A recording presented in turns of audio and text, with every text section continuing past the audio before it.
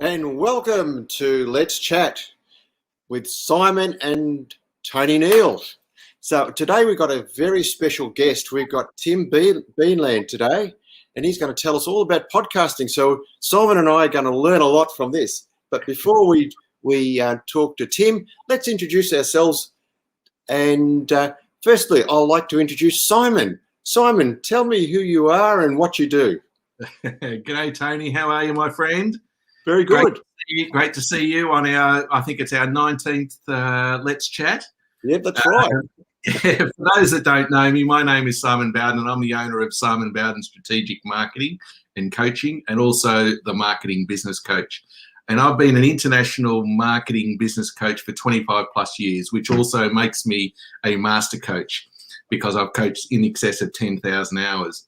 My aim is to look at each business I coach and I identify what's working and not what's working.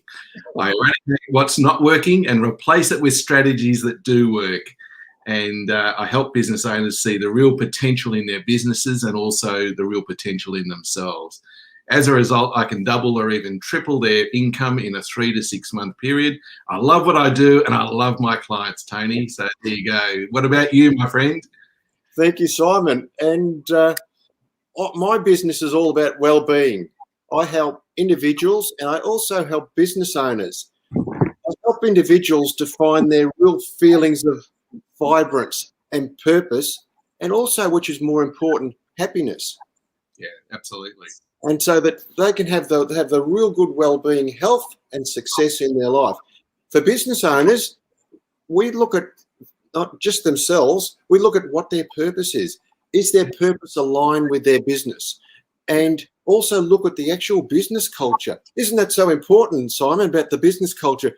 If we've got the business culture, and the business culture is really the reflection of the business owner, because the business owner sets the culture. Well, what sort of a culture do you want your business to be in? Do you want it just to be all focused on one thing, or do you want to be able to sort of give back to the community as well and providing a really great service that everyone wins out of? That's what we're about with Wellbeing Health Retreats, and we can customise our retreats to the business needs or to individuals. We run our retreats in two places. At the moment we're running them in Mornington Peninsula. That's just on the ocean side, which we've got this panoramic view of the ocean, or we're just about planning to do something that's very exciting, to create our retreats in Tasmania. So that's my big project at the moment.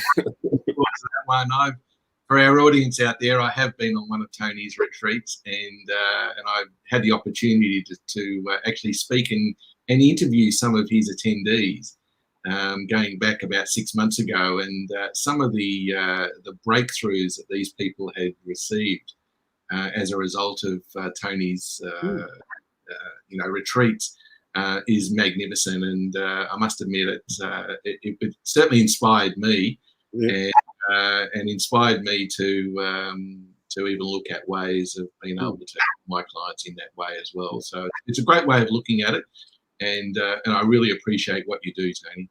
Thank you very much. And Simon, so I met Simon about 3 or 4 years ago, and Simon helped me with the marketing and as well as the coaching. And I've learned so much from Simon, and we've also developed a really great friendship. As you can probably see, the chemistry between us works really well. And I still rely on Simon's master coaching that he offers. And he's got some great marketing tips, and he's also helping my business go forward. And, we've got that sort of special chemistry between us, which is, I think, really works well. And thank you, Simon. No, that's all right. Not a problem. Permit me just to tell a very funny story. This morning, you're not going to believe this. I've been visiting Simon, and we're actually doing the show, this actual podcast, at Simon's office. And what actually happened is that I was sitting in the car thinking that Simon hadn't arrived at his office, but he had. And I was ringing up Simon saying, what's going on? And eventually found out that he was already in the office, and while I was sitting, and I knocked on the door and things like this, And it took about 20 minutes or so before I actually got into the place. And it's just the funny sort of things that these things are set to set you down. Challenges, but you know what? We're bigger than that. So here we are. We're presenting the 19th Let's Chat, and yes, we've got Mr. Tim Beanland, who is an awesome person. I've had quite a bit to do with Tim in recent months, and really looking forward to interviewing him today. But before we interview him, there's one thing that's very important for us, and that's to read out what we're all about. And our mission, should we accept it, and we always accept it, is to educate and engage with our audience with lively discussions with experts to gain their experience, tips, benefits of the business and wellbeing practices they can offer. Now, we're just going to bring Tim into the show. So over to you, Simon. Would you like to introduce Tim? Absolutely, and bear with me. Tim's supplied me with a bio, and forgive me, but I'm going to read it, and I hope that's all right with you, Tim. Totally fine, mate. Yeah, great to have you on board, my friend. And like I said just earlier, Tim's an amazing guy, and I must say we are very, very privileged to have him on our Let's Chat this morning. So. Now, I'm going to read this out. It's so we're very lucky to have Mr. Tim Beanland. His business is called Bean Talking. Tim is a passionate marketing nerd who's obsessed with what gets people's attention, and then how do you maintain that attention long enough to get a positive result. His business, Bean Talking, helps keynote speakers, authors, and business owners who want to increase their influence create 1 to 3 months worth of content in only 45 minutes of their time. And I know what that's all about because I've been one of the lucky ones that Tim has already done. He also shows you how to create a podcast so that you have content done for you on autopilot. And that's the key ingredient that he does. Tim has a degree in marketing from Monash University and has had success in video marketing, growing his TikTok account Rescue Turtle to 20,000 followers in 3 months, and have 2 videos reach over 500,000 views and 2.9 million views. So that's an amazing achievement there, Tim. Yeah, thanks, mate. It was really awesome. I put those 2 videos up overnight and woke up in the morning to my phone buzzing and notifications going, what the heck's going on? And it's because there was a boatload of people enjoying the content, so that was really cool. Good on you. Well, we're gonna jump straight into this, and you've got a lot to share with us, and I've been so looking forward to this, and I think we've got a lot to learn from you, and you're certainly going to inspire others to do the same. So I want to jump straight in by asking you, Bipolar II, what is it, and what's your take on it? Yeah, really good question. So 4 or 5 years ago now, I was diagnosed with bipolar II. And when you say bipolar, in the media, in general conversation, I mean, there's even the joke or the phrase where someone says, oh, I'm so bipolar. And, that misconception sort of comes from the idea of, I guess, bipolar 1, where it is you're up and down, up and down, up and down.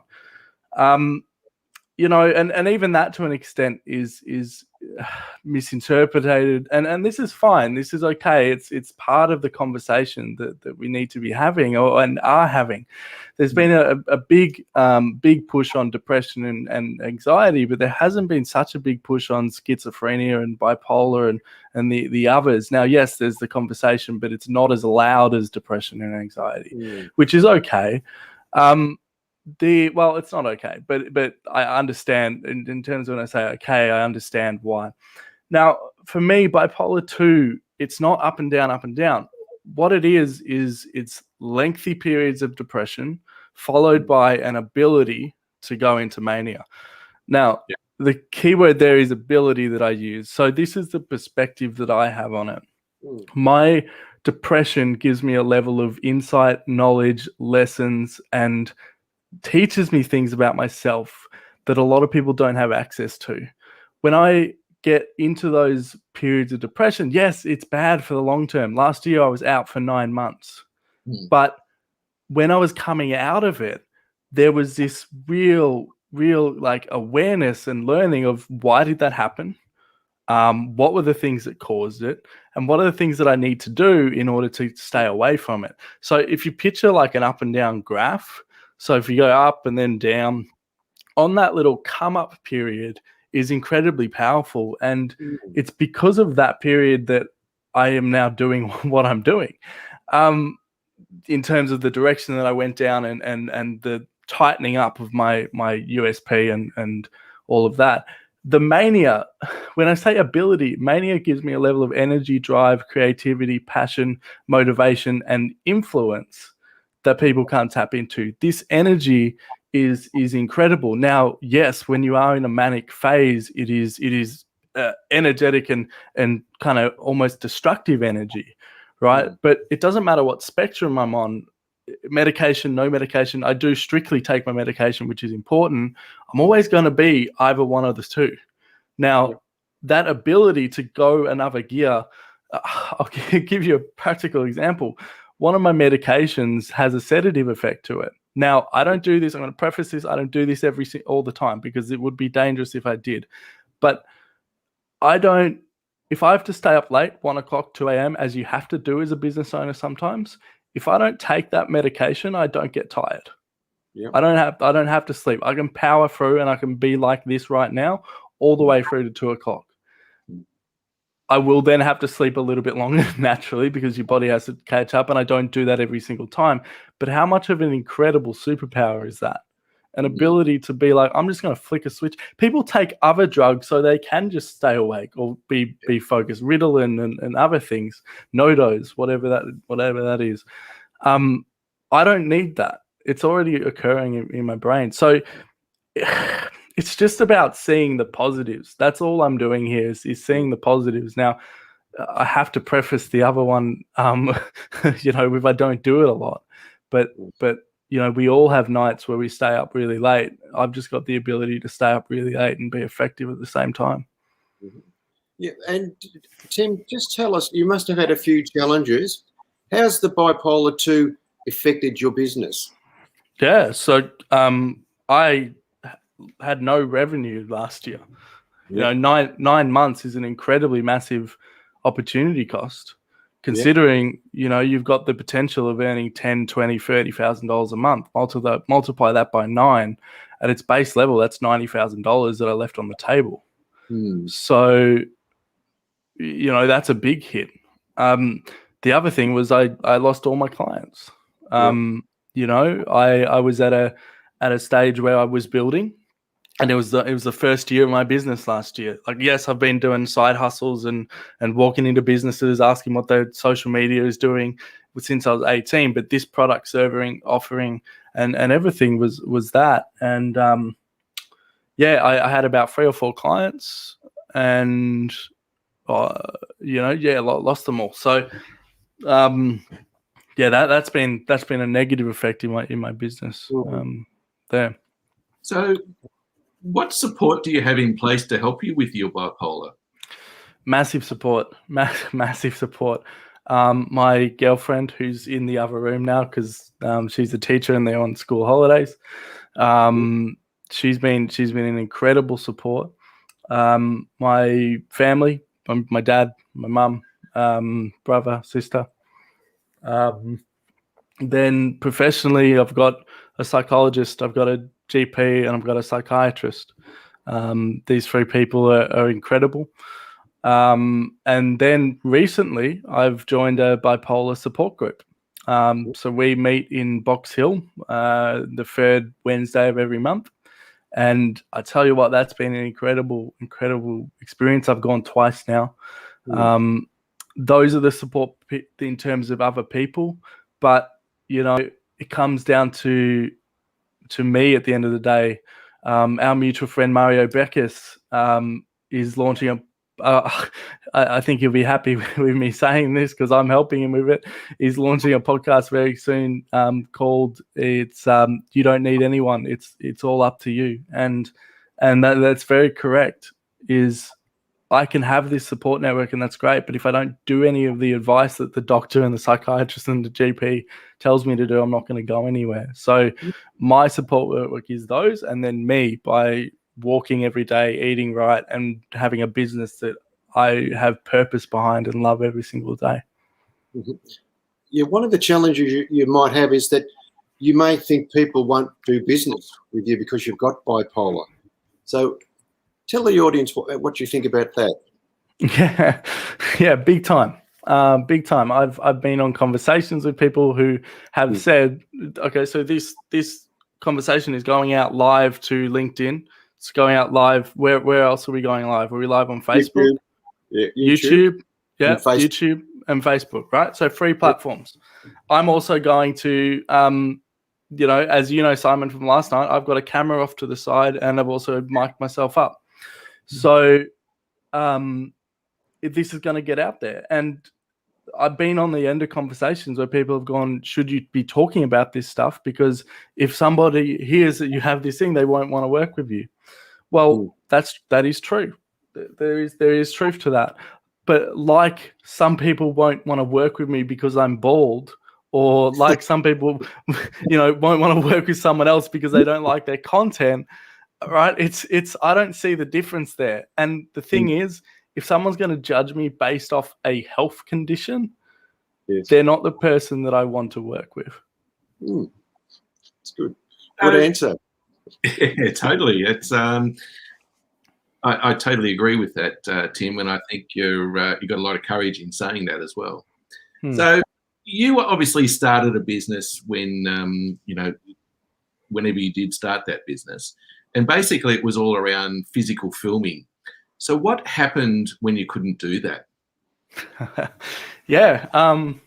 didn't deal with it very well. I didn't deal with it very well, which baffles me now. But the limiting beliefs of our brain can be very powerful. And the limiting belief that I thought my product was only valuable if I could go out and do the filming. I've since realized that is incredibly incorrect. But what actually happened was I stopped work completely. I became one of those people that just pulled up stumps and was like, nah, not doing it. And yes, I had other things going on in the background which made me do that, because I didn't have the creative brain flowing. I had the depression brain flowing, and lack of relationships, lack of social interaction, all of that compounded. But to give you a positive spin on this story, I have now got the creative brain back and pivoted into a online model like a lot of people have. I can do my content now online or in person. Essentially, my base package is online only, so people don't have the option for me to come out and film on my base package anymore. My best client is based in the UK. But one of my best clients is based in the UK. I don't fly to the UK every week. I can't. I can't. So we make it work via the tools over the internet, which is incredibly powerful. I have a setup here that I've got 2 softbox lights over here. I've got a camera over there. I've got another one that's linked up via CamLink. I can set this up for my clients. Same thing. I can set this exact setup for my clients. I can tell them, buy this equipment, do this, do that, put cameras off to the side, record, and then you know what? You don't have to deal with the editing. You just send it all to me, and then I'll make your month's content all done for you. Which is amazing. Tim, you mentioned that you lost clients and even relatives. Can you just sort of elaborate a little bit more to the audience? What really happened there? Yeah, this was an incredibly awesome learning experience, actually. My uncle was the first client that I got, and he was the reason that I started this business. I got off the phone with him one day and I said, I just got paid to do an interview. And he said, that's awesome. Why do you think that happened? I said, this. And he said, okay, fly up to Sydney. Let's workshop this. And we'll workshop it. If we do it well enough, I'll be your first client. And anyway, so I fly up to Sydney. We then went and did shopping to buy all the equipment. That was an awesome experience because he just walked in, and he's a mortgage broker who has had an awesome business for a number of years. So a business expense at the start of the financial year, or the end of the financial year, he was like, okay, cool, let's set myself up properly. And we did that. And then he became my first client, and we were producing really good content. We were producing some really good stuff. But out of nowhere, of course, I fell into a depressive state, and I didn't communicate with Martin. Yeah. That's the important thing. That's the important thing. I didn't communicate that. I didn't have a parachute in place to go, hey, Martin, I'm not feeling great, but it's okay. I'm going to pass your work off to Michael. Here's Michael's contact. He's going to do it for you this month. And I'll get back to you. Same situation if I broke my leg or broke my hand so I couldn't edit, right? So I could have just done that, but for some reason I didn't communicate, and that was my fall down. And I set my uncle up in a way that he had the process, the system, he had everything. He could then go off and find someone else to do it, and that is totally fine.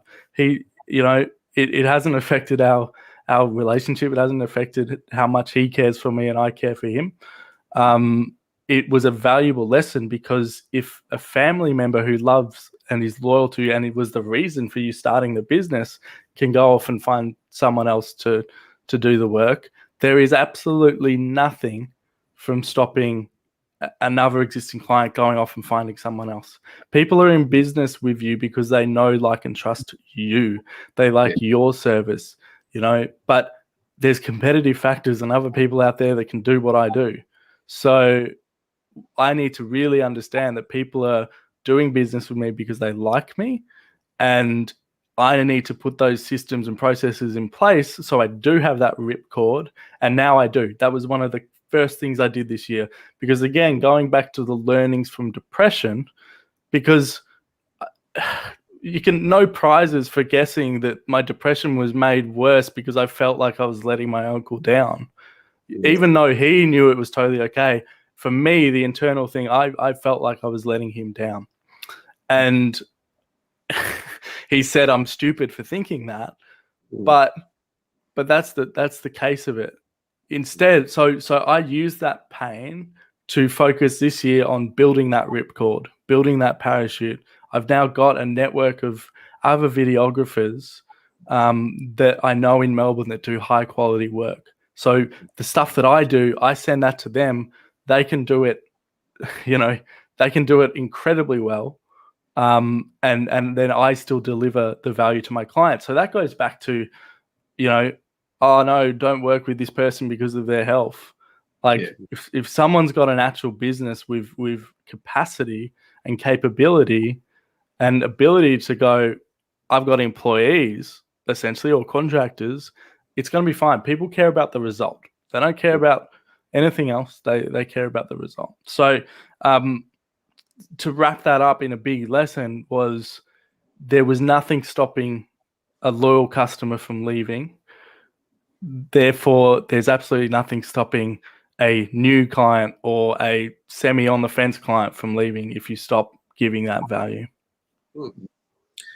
As you know, I'm a huge supporter of you, Tim, and you've been able to help me with numerous podcasts already, which has been wonderful. But can you touch on, if we go back to 2020 during the pandemic, and you touched on before you didn't do anything for 9 months. What did that look like for you, and how did that then roll into losing your clients? What was the telltale sign, or what was the trigger? What was the trigger? It's hard to say what the trigger is. I think the trigger, like everybody, it was a hard year for everybody. It was kind of, so the best way to describe this is, imagine a bucket. And that bucket can fill. So the top of that bucket is your stress. And if that bucket tips over, then you're fully gone. My a healthy brain has holes in that bucket that can deal with things. So that bucket can go up, but then a hole can come into that bucket and leave out. Stress are the things that plug those holes. So the holes get plugged, the bucket keeps filling, and then it tips over. So for me, it's never really a trigger point, but it could be something bad that happens, that then I can't deal with, but then other stresses get added on top of it. So something will happen. I won't react to it. We won't react to it well. Then it's the gradual stopping of the things that are good for me, going for walks, connecting with people, doing podcasts, doing a business that serves people and has purpose, creating results for clients, just eating right. And then, the thing that broke the camel's back was then, stopping of work. Yeah. So it was this accumulation of all these things, and then the stress of that all builds up, and then the bucket tips over. Yeah. So that was it, and I think that happens to all of us, and you could say that's the classic burnout. Where I'm going to use this. Okay, so burnout, using sort of the fire analogy of that. So there's a fire going on, and the holes in the bucket is leading that way to put out the fire. But then if you don't have those holes in the bucket will fill up and it'll tip over the opposite way, and then the fire will take over everything, and that's burnout. Mm-hmm. I like that. I was just thinking on the go. Yeah. You on with that just for a second. When you lost your uncle as a client, was that your first client that you lost, and therefore it then just tipped you over for the balance of the clients? Yeah, and even lost is maybe not the right word. I know Martin said, like, his email was, it's okay when you're healthy again, come back and I want to work with you. So I don't think lost is actually the right word, even though that's cool in a marketing sense as like the tagline or the catchy thing to get people to pay attention. So yeah, I guess that wasn't the case. It was more the fact that I felt like I let him down. Yeah. That was the thing. It wasn't. I think I should clarify that actually. Was because the way that he helped me through that was I should also really kind of mention too. There were emails, there were calls. He was calling me. He was texting me. He was texting me about things that weren't even relevant to work, just to reach back out. And that was amazing. He called my partner. He called Lisa and said, "Hey, I just want to see if Tim's okay." Yeah. And on that phone call. So this was probably the thing that helped me get better again, because on that phone call, because I'm thinking that I let him down. I'm thinking that. And on the phone call, he told Lisa that he didn't care about the work. He said that'll come back. He cares more about me, which was really, really awesome. It was more that. It was more internally me thinking this, me overthinking this, me doing that. And I think that's something that could help everybody, is we sometimes overthink and overcomplicate what we think others are thinking rather than what they're actually thinking. Yeah, that's a big one. Like what we'd run in our retreats, it's all about your self-image of what you think, what other people think of you, right? Yeah. So that's a big one. Yeah, there's a big difference. There's a big difference. Yeah, one of the things that I've got on my list is on the brighter side, you also had your best month in your business. Why do you think that happened? Yeah, sure thing. So at the start of the month, I wanted to join a podcast-specific mastermind. This podcast-specific mastermind is run by James Whittaker and Ronsley Vase. Ronsley is an amazing guy that helps top end podcast, like celebrities with their podcasts, right? James Whitaker wrote the book Think and Grow Rich, The Legacy, which is not on my desk for some reason, which is a follow-up book to the classic Think and Grow Rich by Napoleon Hill, which interviews people today who have used that book for their success. So people like Barbara Cochran, Grant Cardone, Janine Shepherd, to name a few. And then this book was also approved by Napoleon Hill Foundation and turned into a movie. So these are the two people that run this mastermind. And James I've known for 4 years now because he was one of my first guests on my podcast. So we've got a friendship. He said I should do the mastermind for a long time because I've had a podcast for a while, and this podcast is about really amplifying your show. So a skill set that I'd love to learn more about. And anyway, so in the past he said, "Oh yeah, I'll give you a month for free, 2 months for free, or a month for free, just so you can test it out." Now, the cost of this mastermind is $4,500. James and I had a conversation at the start of the month and about me joining. So I got to the stage where I wanted to join. He said, I then, when it came down, like he dropped the price on me. And then I brought up, "Oh, you've said in the past, you give me 2. And he was like, "Look, I'm happy to do that, happy to give you, but how about instead, I'll give you a month. You can just test it out. You can have a look, but I want you to go and find the money. You're thinking too small. I don't want you to ever think about thousands of dollars anymore." And he's like, "I'm going to book in a date for the 1st of, July now? Yeah, 1st of July, 1st or 9th of July. And then by that time, we'll process your payment." I get off the phone. I write down all the clients that I have at the moment. The number was about 4,600 at that stage. So if I did nothing, by the end of the month, I would have had the money, but I wouldn't have had any money left over. Okay. So the fear sat in, and the hunger sat in.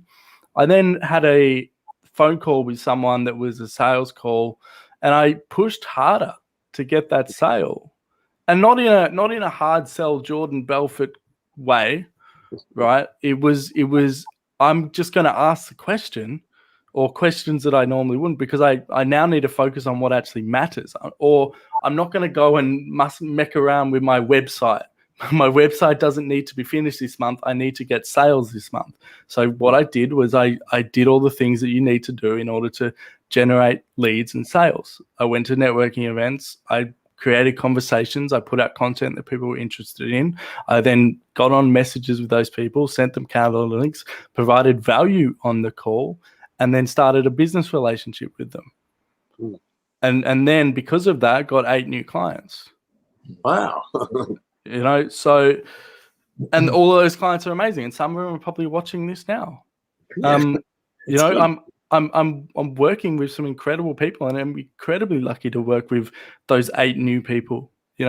They've trusted me to be a part of their business. So that's incredible. But the whole reason why that started was because James put a fire under my butt. Yeah.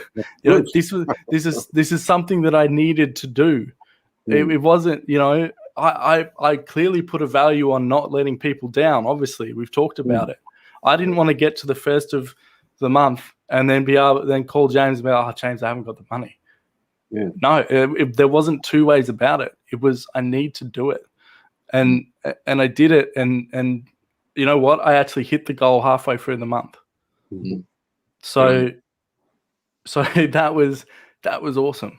That was really, really awesome. It was funny psychologically because money was going into the business, but then I was ripping it straight out.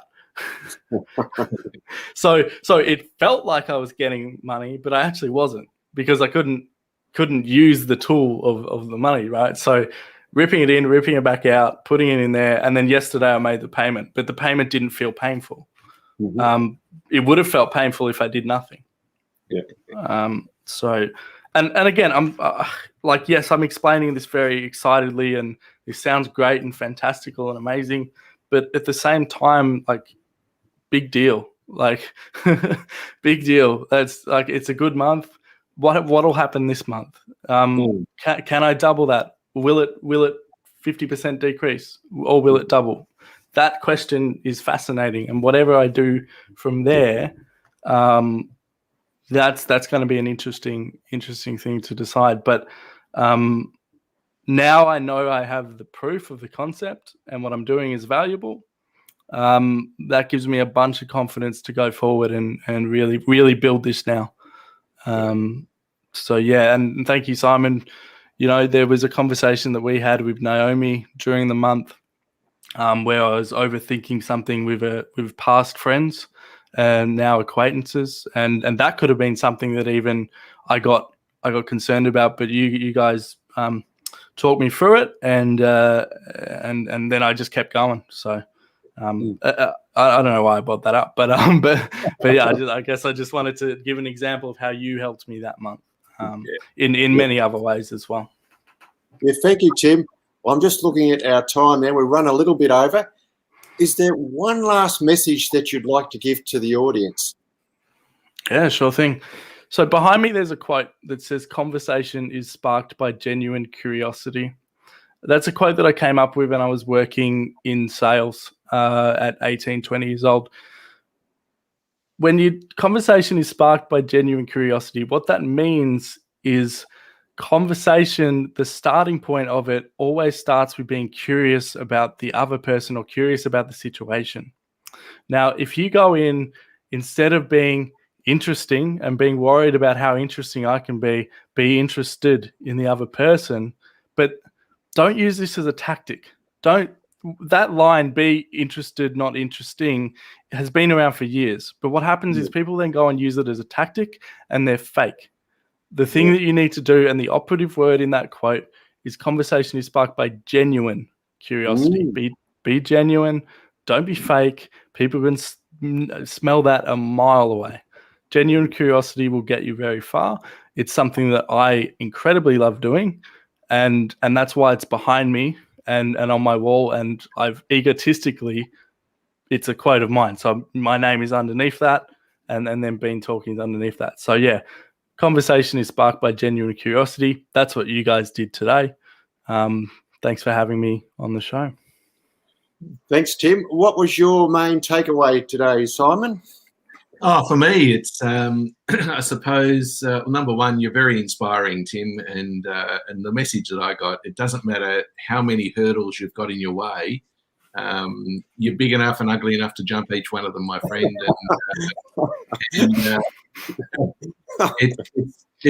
It's amazing to see the growth that you've just come through. You know, it's a typical, 12 months ago he had nothing, and today he's got his whole life ahead of him, and that's what I love. And I'll support you 100%, my friend. Good on you. Thanks, mate. I'm looking forward to the journey we've got together. Yeah. And my main takeaway, I need to acknowledge Tim. Tim, you've shown great resilience and discernment. Resilience because you've been on the ground a few times and you've been able to get yourself off the ground, and actually you launch yourself. You know the secret of success now.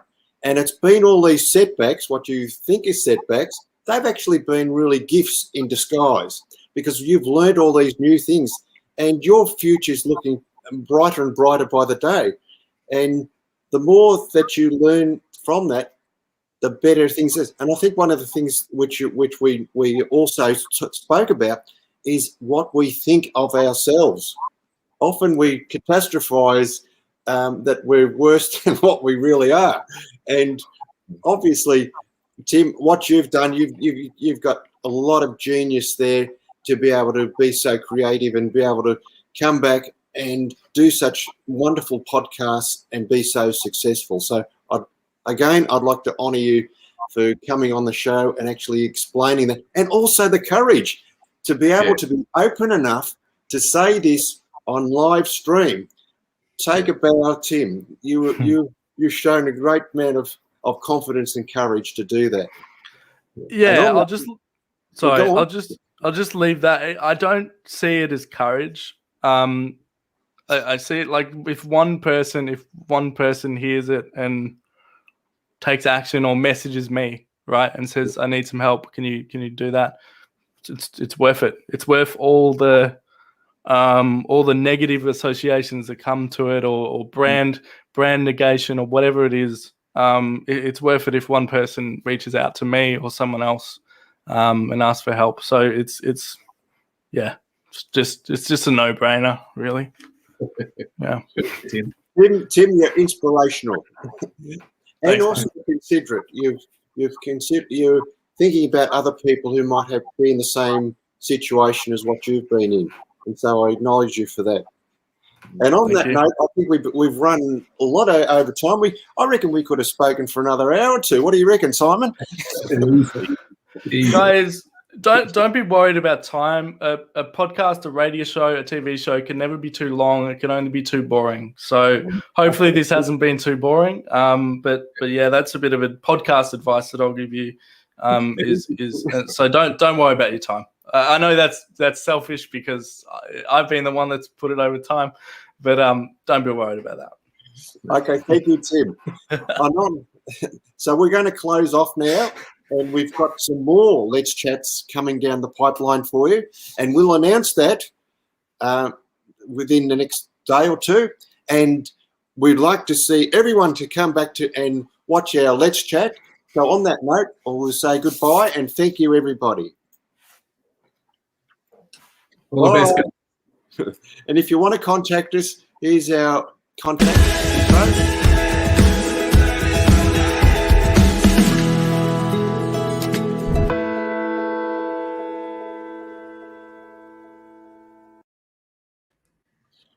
All right then. Okay, everyone. Bye.